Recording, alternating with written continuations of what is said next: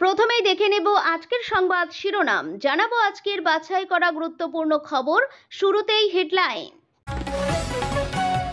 সব লোকাল আর সব প্ল্যাটফর্মে দাঁড়াবে না, দমদম এবং বিধাননগর স্টেশনে বড় পদক্ষেপ রেলের। নির্যাতিতার সহপাঠীর ঘর থেকে 11 কন্ডোম, জঙ্গলে মিলল আরও এক। দুর্গাপুর কাণ্ডে তদন্তে নয়া মোড়। পুলিশের বাড়িতে অর্থের পাহাড়, উদ্ধার 5 কোটি নগদ, মার্সিডিজ অডি। সিবিআই হানায় চাঞ্চল্যকর ঘটনা।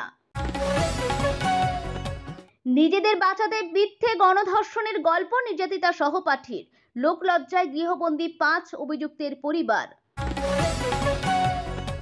দিনে শিশু কাঁদলেই জুড়ত গৃহিণীর মার, রাতে কর্তার যৌন নির্যাতন, থানায় 14 বছরের নাবালিকা পরিচারিকা।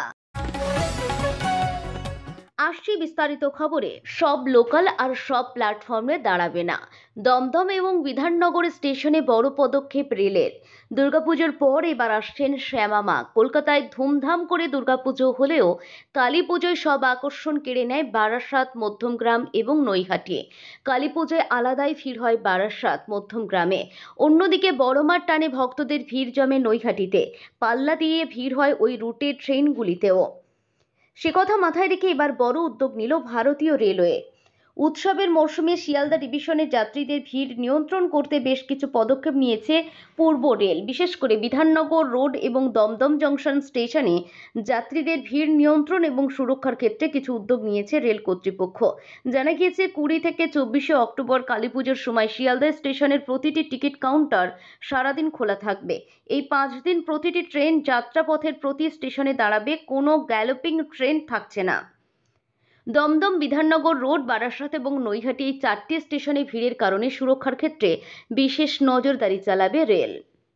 নতুন নিয়মে ঠিক করা হয়েছে বিধাননগর রোডের 1 নম্বর প্ল্যাটফর্ম শুধুমাত্র মেন লাইনের আপ লোকাল ট্রেনের জন্য নির্দিষ্ট করা হয়েছে। বারাসাত, বনগাঁ, হাসনাবাদ, ডানকুনি যাওয়ার আপ লোকাল আসবে 2 নম্বর প্ল্যাটফর্মে। এই প্ল্যাটফর্ম দিয়েই যাবে সমস্ত মেল, এক্সপ্রেস এবং প্যাসেঞ্জার ট্রেন। অন্যদিকে উৎসবের সময় দমদমের সমস্ত গুরুত্বপূর্ণ আপ লোকালগুলি 1 নম্বর প্ল্যাটফর্ম দিয়েই যাবে।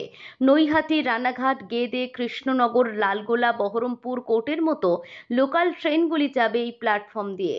আর এই সব স্টেশনগুলি থেকে শিয়ালদার দিকে যাওয়া ডাউন লোকাল ঢুকবে 2 নম্বর প্ল্যাটফর্মে। অন্যদিকে বারাসাত, বনগাঁ, হাসনাবাদ, ডানকুনি আপ লোকালগুলি 3 নম্বর প্ল্যাটফর্মে ঢুকবে। উৎসবের সময় ভিড় নিয়ন্ত্রণ করতে বিধাননগর রোড স্টেশনে 8টি এক্সপ্রেস ট্রেন দাঁড়াবে না। এর মধ্যে কিছু উত্তরবঙ্গগামী ট্রেনও রয়েছে। বিধাননগর রোডের পুরো স্টেশন এলাকাকেই ভেন্ডর ফ্রি জোন বলে ঘোষণা করা হবে, অর্থাৎ এই স্টেশনে কোনো হকার বা দোকানদার প্ল্যাটফর্মে বসতে পারবেন না। দুর্গাপুর কাণ্ডে ডাক্তারি পড়ুয়া নির্যাতিতার সহপাঠী বন্ধুকে ঘিরে রহস্য জট আরও ঘনীভূত হচ্ছে। দিনের পর দিন জেরা সত্ত্বেও সন্দেহের ঊর্ধ্বে ওঠেনি তিনি। এমনই ইঙ্গিত আগেই দিয়েছিলেন দুর্গাপুরের পুলিশ কমিশনার সুনীল কুমার চৌধুরী। এবার সেই সন্দেহই সত্যি প্রমাণ করে হেফাজতের দ্বিতীয় দিন। বৃহস্পতিবার অভিযুক্ত যুবককে নিয়ে ঘটনাস্থলে যান তদন্তকারীরা। সেখানেই চলে দীর্ঘক্ষণ জেরা। একই সঙ্গে চলে ফরেন্সিক দল ও পুলিশের যৌথ তল্লাশি। আর তাতেই উঠে আসে এক চাঞ্চল্যকর তথ্য। পুলিশ সূত্রে খবর, ঘটনাস্থলের কাছাকাছি জঙ্গল থেকে একটি অব্যবহৃত কন্ডোম উদ্ধার করা হয়েছে। তার চেয়েও বেশি আলোড়ন ফেলেছে যুবকের হোস্টেল ঘর থেকে উদ্ধার হওয়া মোট 11টি কন্ডোম। তদন্তকারীরা মনে করছেন এই উদ্ধার অভিযান তদন্তকে নতুন দিশায় এগিয়ে নিয়ে যেতে পারে। উল্লেখযোগ্যভাবে যে 5 অভিযুক্তকে গণধর্ষণের অভিযোগে ইতিমধ্যে গ্রেপ্তার করা হয়েছে, তাদের বয়ানের সঙ্গে ধৃত সহপাঠীর বক্তব্যে বড় ধরনের অসঙ্গতি পাওয়া গিয়েছে বলেই জানা গিয়েছে। সেই অসঙ্গতিই যুবকের গ্রেপ্তারের অন্যতম কারণ।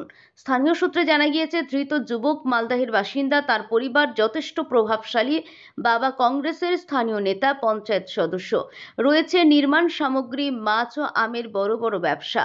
ঘটনাস্থল দুর্গাপুর মেডিকেল কলেজ ক্যাম্পাস থেকে মাত্র 500 মিটার দূরে। পিচের রাস্তা থেকে একটি সংকীর্ণ মাটির রাস্তা জঙ্গলের দিকে গিয়েছে। সেখানে ঘটে এই ভয়ঙ্কর ঘটনা। তদন্তকারীরা ইতিমধ্যেই ঘটনাস্থলের আশেপাশে আরও 50 মিটার এলাকা ঘিরে ফেলেছে। তদন্তকারীরা মুখে কিছু বলতে না চাইলেও একের পর এক প্রমাণ হাতে আসায় মামলার মোড় যে ঘুরছে তা বলাই বাহুল্য।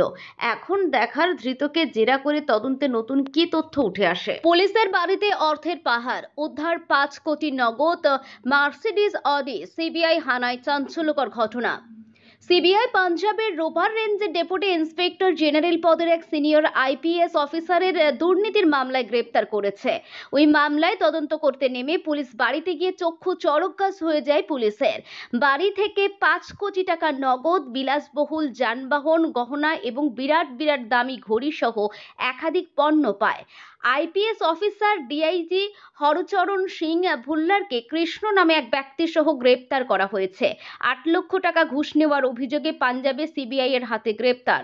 সূত্রের দাবি, ডিআইজি হরচরণ সিং ভুল্লার 2009 ব্যাচের আইপিএস অফিসার। কয়েকদিন আগে তার নামে পুলিশে অভিযোগ দায়ের করেন আকাশ বাট্টা নামের এক ব্যবসায়ী। তার অভিযোগ, 8 লক্ষ টাকা না দিলে মিথ্যা মামলায় তাকে ফাঁসানোর হুমকি দিচ্ছেন ওই অফিসার।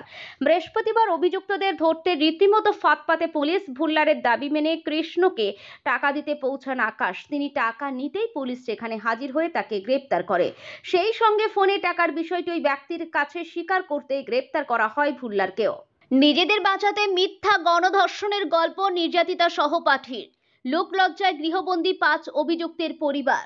ধর্ষণকাণ্ডে অভিযুক্ত হয়ে গারদে বাড়ির ছেলেরা, লোকলজ্জায় কার্যত গৃহবন্দী পরিবার। অভিশপ্ত ওই রাতে কি ঘটেছিল তা এখনো স্পষ্ট নয়। ধর্ষণ নাকি কোনো কিছু আড়াল করতেই নির্যাতিতা ও তার প্রেমিক ধর্ষণের অভিযোগ করেছে, সেটাই এখন প্রশ্ন।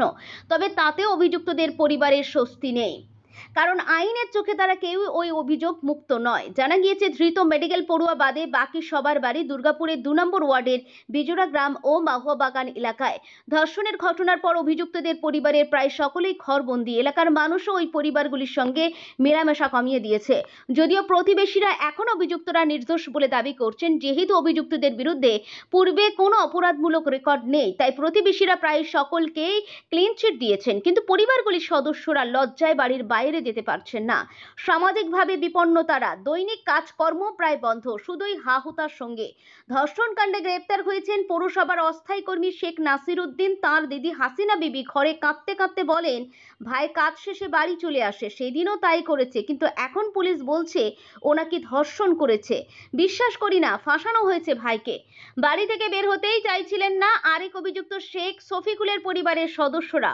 অনেক অনুরোধে সংবাদ মাধ্যমের প্রতিনিধি পরিচয় দেওয়ার পর জানালা থেকে মুখ বাড়িয়ে বাবা সৈয়দ হোসেন বলেন, যা জানার পুলিশের কাছে জানুন। আইনের উপর আস্থা আছে আমাদের। পরিবারগুলির এই পরিণতি নিয়ে গ্রামের কেউ কেউ ক্ষোভ উগরে দিয়েছেন।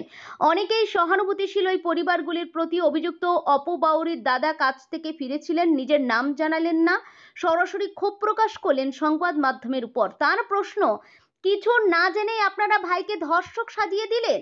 ওই ছাত্রীর সহপাঠীর কথায় বা পুলিশ কি করে বিশ্বাস করলো? সেই প্রশ্ন তুলে শটান চলে গেলেন বাউরিপাড়ার নিজের ঘরে। শেখ ফিরদৌসের বাড়ির দরজার তালা। প্রতিবেশী জানালেন, ঘটনার পর থেকেই ওরা চলে গিয়েছে গ্রাম ছাড়া। জানতেও পারিনি কোথায় গেল, জানার চেষ্টাও করিনি। একটু দূরেই বাড়ি আরেক অভিযুক্ত শেখ রিয়াজউদ্দিন, সেও একটি বেসরকারি কারখানার ঠিকা কর্মী। দরজায় নক করতেই বেরিয়ে এলেন মামা শেখ রেজাউল। ক্ষোভের সুরে বললেন, আমরা কেউ আর বাইরে বের হতে পারছি না, লজ্জায় লজ্জায়, বুঝলেন, সব শেষ। স্থানীয় এক বাসিন্দা বলেন, প্রথমে বলা হলো গণধর্ষণ, পুলিশ গ্রেপ্তার করলো 5 জনকে, প্রত্যেকের বিরুদ্ধে দেওয়া হলো ধর্ষণের ধারা। তারপর পুলিশ কমিশনার বলছেন একজন ধর্ষক। এখন প্রশ্ন, তাহলে বাকিদের গণধর্ষণের অভিযোগে ধরা হলো কেন? মোবাইল ছিনতাই আর ধর্ষণ তো এক নয়। এখন অভিযুক্তদের বাড়ির লোকজন লোকলজ্জায় বের হতে পারছেন না। বিজোড়া হাই স্কুলের প্রাক্তন প্রধান শিক্ষক শেখ নিজামউদ্দিন বলেন, অত্যন্ত ব্যথিত ও লজ্জা লাগছে এই ঘটনায়। ধৃতদের মধ্যে 2 জন আমার স্কুলের প্রাক্তন ছাত্র। এটা আরও বেদনা দিচ্ছে আমায়। মানুষের মধ্যে শুভ মানসিকতার উদয় হোক, এটাই কাম্য। বিজোড়া ও মহুয়া বাগান বহু পুরনো গ্রাম, এর আগে এমন কলঙ্কের দাগ দেখেনি। এই কলঙ্কের দায় কার? প্রশ্ন তুলছেন জঙ্গলে ঘেরা গ্রামবাসীরা। প্রশ্নের সঙ্গে বাড়ছে ক্ষোভ। দিনে শিশু কাঁদলেই জুড়ত গৃহিণীর মার, রাতে কর্তার যৌন নির্যাতন। থানায় 14 বছরের নাবালিকা পরিচারিকা। মাস তিনেকে শিশুটি কেঁদে উঠলেই 14 বছর কিশোরীর গালে এসে পড়ত চড়। মার খেয়ে কিশোরীটি কেঁদে উঠলে ফের মারা হতো তাকে। দিনের বেলা ওই নাবালিকা পরিচারিকার উপর অকথ্য অত্যাচার চালাতেন গৃহিণী, আর বেশি রাত নামলে মেয়েটির উপর চলত বাড়ির কর্তার নির্যাতন। প্রতিবাদ করলেই জুড়ত মার আর মা বাবাকে মেরে ফেলার হুমকি। দিনের পর দিন চলা এই অত্যাচার সহ্য করতে না পেরে সম্প্রতি বাড়ি থেকে পালিয়ে আসে নাবালিকা। কয়েকজন প্রতিবেশীর সাহায্যে সোজা হাজির হয় পূর্ব কলকাতার এন্টালি থানায়। ওই দম্পতির বিরুদ্ধে মামলা দায়ের হয়, তাদের বিরুদ্ধে পুলিশ তদন্ত শুরু করেছে। পুলিশের সূত্র জানিয়েছে, নির্যাতিত ওই কিশোরীর বাড়ি বিহারে এন্টালি এলাকায়। তারই এক আত্মীয় থাকেন। দরিদ্র পরিবারের ওই মেয়েটিকে পরিচারিকার কাজ করানোর জন্য বিহার থেকে নিয়ে আসা হয় কলকাতায়। এন্টালির গোড়াচাঁদ রোডে ওই দম্পতির বাড়িতে পরিচারিকার কাজের জন্য তাকে নিয়োগ করা হয়। পুলিশ জেনেছে ওই দম্পতিরও আসল বাড়ি বিহারে। 14 বছরের ওই কিশোরীর উপর ভার পড়ে দম্পতি সদ্যোজাতদের দেখভালের অনভ্যস্ত হাতে সেই শিশুটির পরিচর্যা শুরু করে। কিন্তু এরপর থেকে শুরু হয় সমস্যা। ওই নাবালিকা পুলিশকে জানিয়েছে যে শিশুটি কেঁদে উঠলেই সে তাকে নিজের মতো করে থামানোর চেষ্টা করত, কিন্তু কিছুক্ষণ কাঁদলেই বাড়ির গৃহিণীর রাগ গিয়ে পড়তো তার উপর। কেন সে শিশুটির কান্না থামাতে পারছে না, এমন প্রশ্নের সামনে পড়তো সে। আবার সে ইচ্ছা করে শিশুটিকে কাঁদাচ্ছে কিনা সেই প্রশ্ন তাকে করা হতো। কোনোটিরই উত্তর না দিতে পারায় তার উপর শুরু হতো অত্যাচার। গৃহিণী প্রায় ওই নাবালিকাকে মারধর করতেন। তার শরীরের বিভিন্ন জায়গায় রয়েছে আঘাতের চিহ্ন। শিশুটিকে দেখভাল করা ছাড়াও রান্নায় সাহায্য থেকে শুরু করে বাড়ির বেশিরভাগ কাজই তাকে করতে হতো, আর সেই কাজগুলি না পারলে তাকে মারধর করা হতো বলে অভিযোগ। সারাদিন খাটুনির পর রাতে যখন একটি ঘরের মেঝেয় বিছানা পেতে ঘুমাতো, তখন তার উপর চলতো দ্বিতীয় দফায় অত্যাচার। ওই নাবালিকার অভিযোগ, রাতের অন্ধকারে মেয়েটির ঘরে প্রবেশ করতেন বাড়ির কর্তা। বিভিন্নভাবে তার উপর চলতো যৌন নিগ্রহ। যৌন নির্যাতনের প্রতিবাদ করলেই বিহারের লোক পাঠিয়ে কিশোরীর মা ও বাবাকে খুনের হুমকি দিতেন বাড়ির কর্তা। রাতে মাত্র কয়েক ঘন্টা ঘুমাতে পারত সে। খুব সকালে ফের ঘুম থেকে ওঠার পর থেকেই শুরু হতো কাজের চাপ ও তার সঙ্গে অত্যাচার। কয়েক মাস ধরে এই অত্যাচার সহ্য করার পর বাড়ি থেকে পালিয়ে গিয়ে প্রতিবেশীদের ঘটনাটি খুলে বলে নাবালিকা। এরপরে এ ব্যাপারে এন্টালি থানায় অভিযোগ দায়ের হয়। মারধর, গুরুতর আঘাত, হুমকি, পক্সো আইন ও শিশু শ্রম আইনে পুলিশ ওই দম্পতির বিরুদ্ধে মামলা শুরু করেছে। সূত্রের খবর, এর মধ্যে ওই নাবালিকার মাকে বিহার থেকে ডেকে টাকার প্রলোভনও দেখানো হয়। যদিও সিডব্লিউসির সামনে নির্যাতিতাকে হাজির করানো হয়েছে। নাবালিকার মেডিকেল পরীক্ষার পর আদালতে তার গোপন জবানবন্দি নেওয়া হয়েছে। এরপর পরবর্তী আইন পদক্ষেপ নেওয়া হচ্ছে বলে জানিয়েছে পুলিশ।